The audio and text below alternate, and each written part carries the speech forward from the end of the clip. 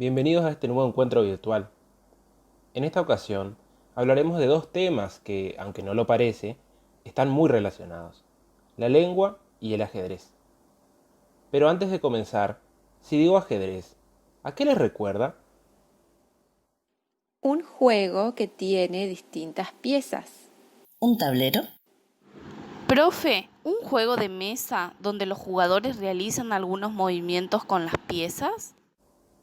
Sí, así como ustedes lo expresan, es un juego y sus piezas son rey, dama, torre, caballo, alfil y peón. Con cada una de ellas podemos realizar algunos movimientos y no otros. Por ejemplo, la pieza alfil puede moverse solamente en diagonal.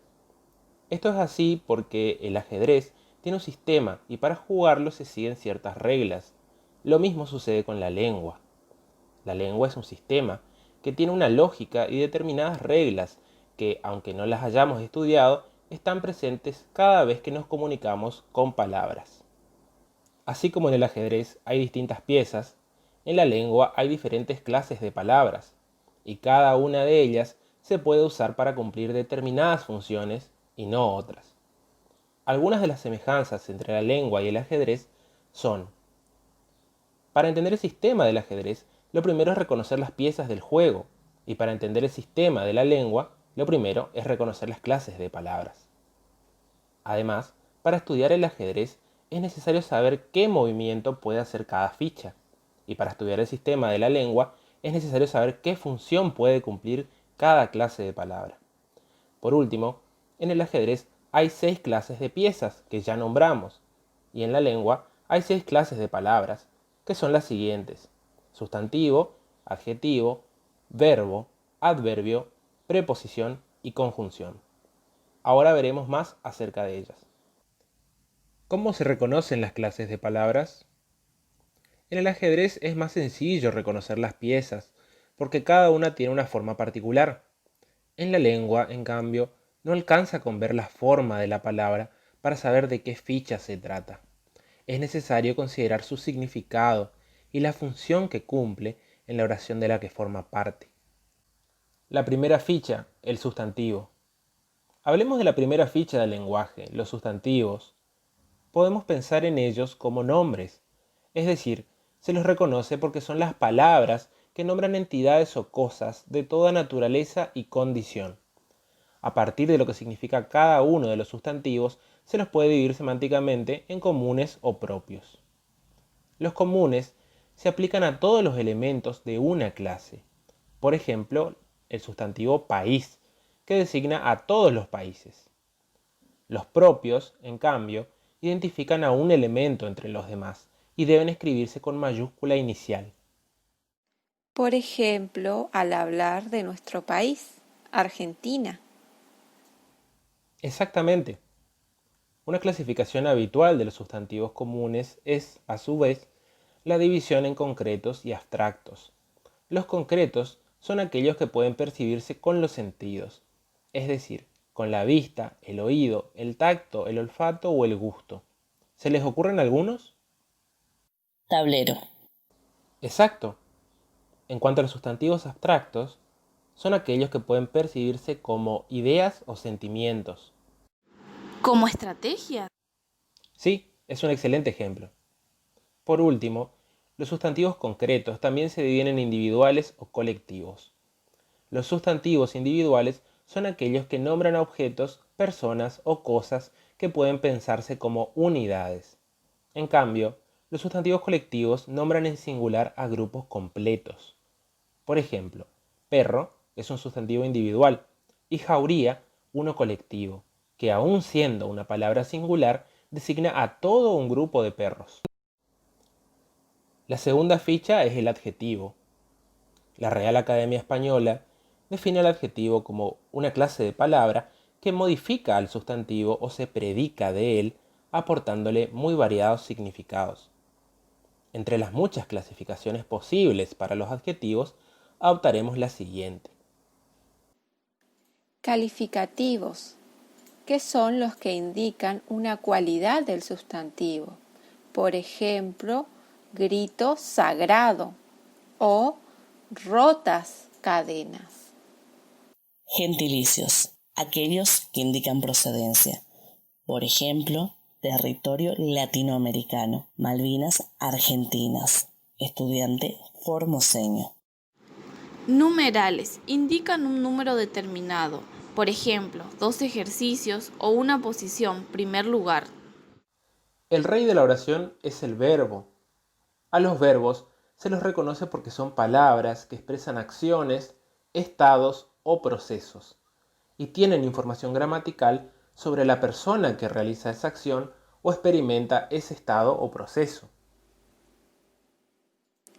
Claro, no es lo mismo decir yo estudié que nosotros estudiamos. La cuarta ficha es el adverbio. Como su nombre lo indica, los adverbios están relacionados con los verbos.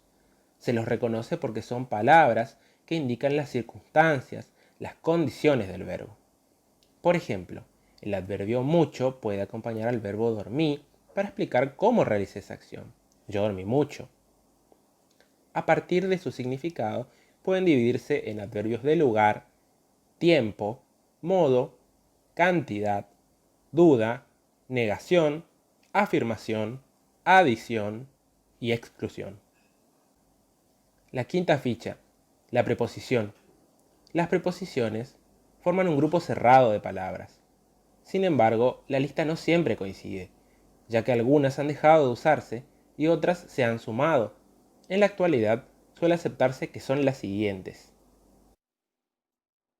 A, ante, bajo, cabe, con, contra, de, desde. Durante, en, entre, hacia, hasta, mediante, para. Por, según, sin, sobre, tras, versus. Además, algunas preposiciones se fusionan para formar un nuevo término que las une. Por ejemplo, ¿qué pasa si unimos la palabra de más la palabra el? Formamos la palabra del. Exacto. A este proceso lo denominamos contracción. La última ficha es la conjunción. A las conjunciones se las reconoce porque son palabras que conectan a otras palabras de la misma clase. Por el tipo de conexión que establecen, o sea, por su significado, se las clasifica en copulativas, disyuntivas y adversativas. La forma de las palabras. Antes de terminar, no podemos dejar de mencionar una última característica de la lengua como sistema. Algunas palabras pueden cambiar su forma. Por ejemplo, piensen en la palabra profesor. ¿Pueden pensar en algunas variaciones que conozcan de esta palabra? Profesora. Profesores. Profesoras. Exactamente, esas son variaciones en género y número de la misma palabra. Y de acuerdo a la clase de palabra de la que se trate, las posibilidades de variación son diferentes. Los sustantivos, adjetivos y verbos son palabras que pueden cambiar su forma, pero los adverbios, preposiciones y conjunciones no lo hacen. En cuanto a los sustantivos y adjetivos, estos varían en género y número, pudiendo ser según su género masculino o femenino y según su número singular o plural. Generalmente, el adjetivo varía su género y número de acuerdo al sustantivo al que acompañe y modifique, concordando con él.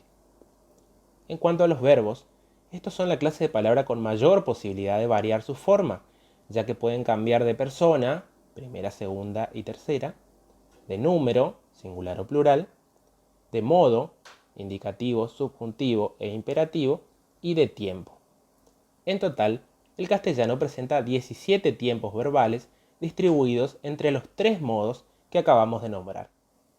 Por todo lo dicho anteriormente, recordemos siempre que comprendiendo las clases de palabras y sus particularidades podremos mejorar nuestra comunicación, así como el conocer las piezas de ajedrez nos permite practicar este hermoso juego que no es otra cosa que un diálogo entre dos jugadores.